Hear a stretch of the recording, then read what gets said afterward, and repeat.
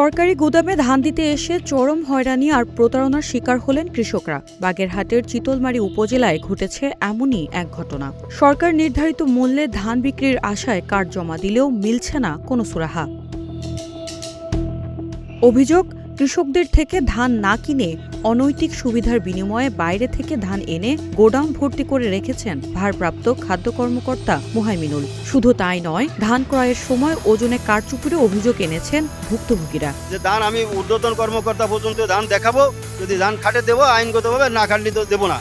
আর ওনার না নেওয়ার কারণ আমার মনে হচ্ছে উনি নানান জায়গা থেকে ইন্টারেস্ট পায়, সম্ভবত আমাদের থেকে কোনো ইন্টারেস্ট পাচ্ছে না, যে কারণে উনি ধান নিচ্ছে না। আমার ধান না নেওয়ার কারণ সম্ভবত দেখা যাচ্ছে সিন্ডিকেট করে অন্য কোনো জায়গা থেকে ধান ভরতেছে, সম্ভবত এরকমের মনে হচ্ছে আমার কাছে।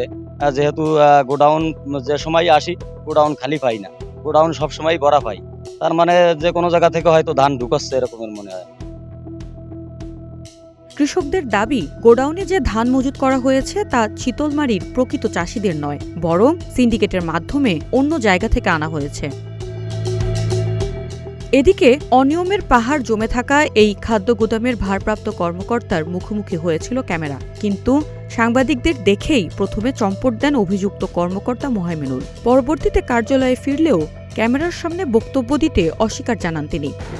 তাহলে আপনার বিরুদ্ধে যে অভিযোগগুলো আসছে এগুলোর বিষয়ে কোনো ক্যামেরার সামনে আমি কথা বলবো না। এ ঘটনায় প্রশাসনের শীর্ষ কর্মকর্তারা বলেছেন, লিখিত অভিযোগ পেলে ব্যবস্থা নেওয়া হবে।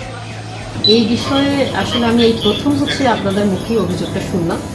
যদি আমার কাছে লিখিত কোনো অভিযোগ কেউ দেয় আর যদি তথ্য প্রমাণস্বরূপ আমি পাই, অবশ্যই এ বিষয়ে আমরা আইনগত ব্যবস্থা নেব। ইতিমধ্যেই এই সিন্ডিকেট ও দুর্নীতির বিরুদ্ধে জেলা প্রশাসকের কার্যালয়ে লিখিত অভিযোগ দায়ের করেছেন ভুক্তভোগী কৃষকরা। এই চক্রের বিরুদ্ধে দ্রুত তদন্ত ও শাস্তিমূলক ব্যবস্থার দাবি এখন গোটা চিতলমারী চাষিদের। News desk, green TV digital.